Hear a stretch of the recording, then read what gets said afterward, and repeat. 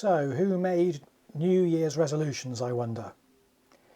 I haven't done any of those, but I have set myself some goals for my model railroad in 2025.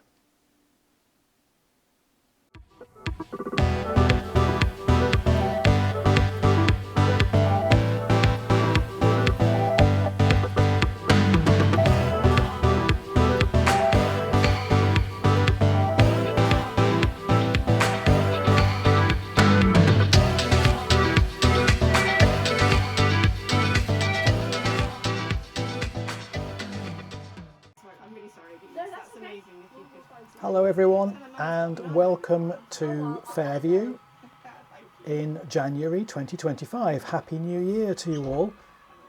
I hope you were able perhaps to spend some time with friends and family and relax. And now here we are in a new year. I did get some nice toys for Christmas, but I'm going to share those in a future video. For now, at least, here's just some shots of family visiting us over the Christmas period and my cousin's children enjoying operating on Fairview. We had Bethany and Isaac and Esther here all enjoying model railroading, which is great. Their granddad apparently is really into his model trains as well, so it's always good to encourage youngsters to get into the hobby. Let's see if we can.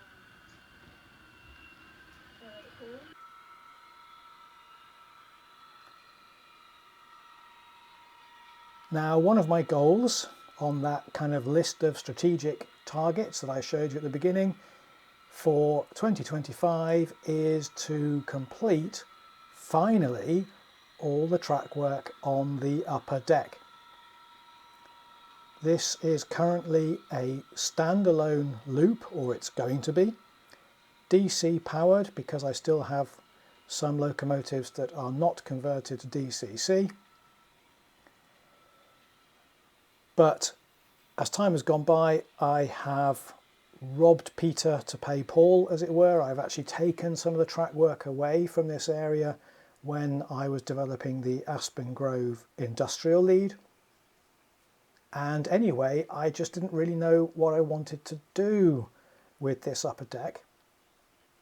But with the developments of 2024 and how I fleshed out my concept for Fairview and the world it occupies, I came to realise that this upper deck could be used at least to develop some scenic areas representing the grade climbing out of Fairview and up to Providence Pass.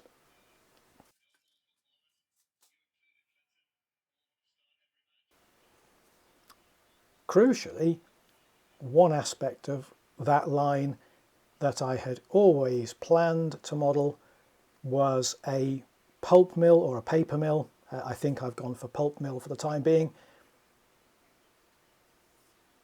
And so with some spare track left over from previous projects actually, and a couple of new turnouts, I started putting down foam,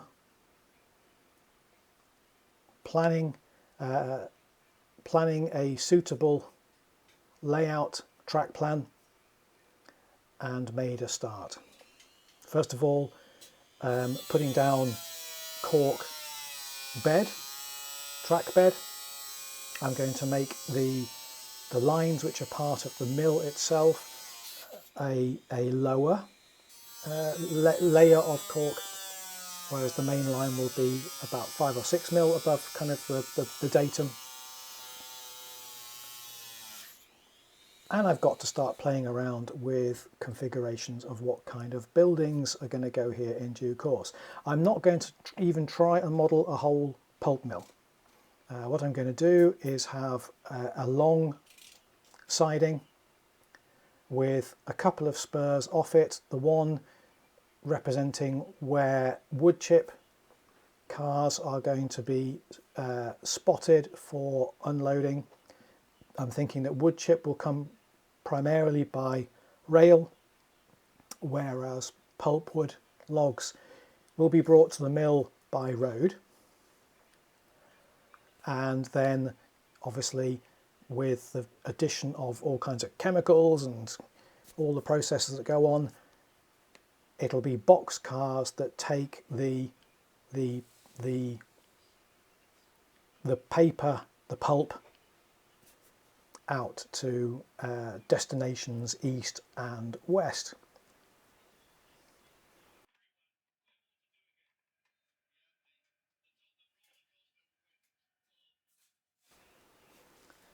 So really there'll only be a single track with a dedicated switcher, I think, representing the whole of the mill, and I will simply bring cars from the rest of the mill onto the siding where effectively they'll be spotted to interchange with mainline services as they run through.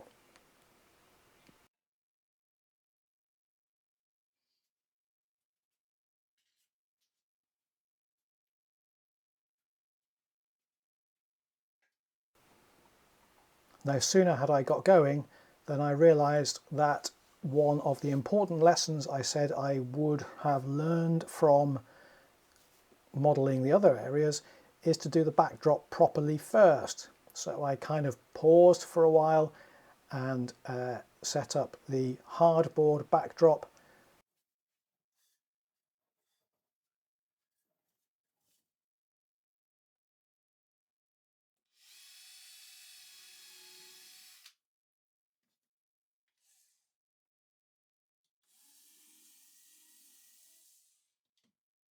Couple of paints of nice light sky blue paint, and once that was all done over a couple of evenings I could go back to the track work.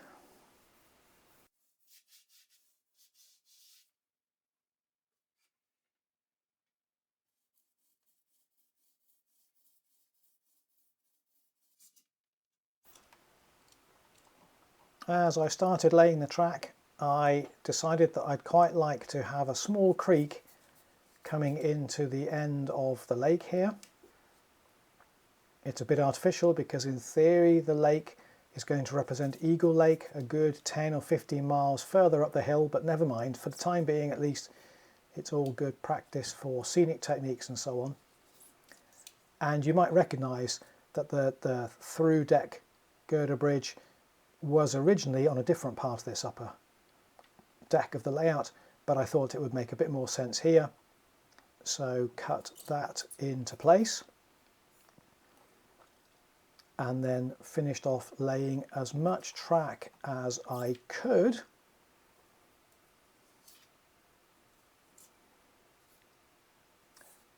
But it was pretty clear that I didn't have enough track.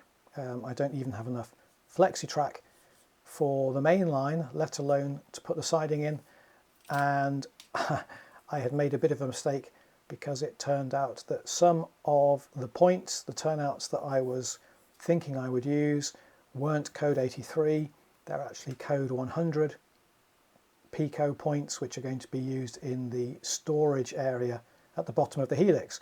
So I've had to put everything in hold for a few days. I've ordered the track that I need. But once I tidied things up and just put some of the random bits of code 100 track and some cars and locos in position with a few building flats, I think it looks pretty good. I'm quite happy with how it's starting to come together anyway.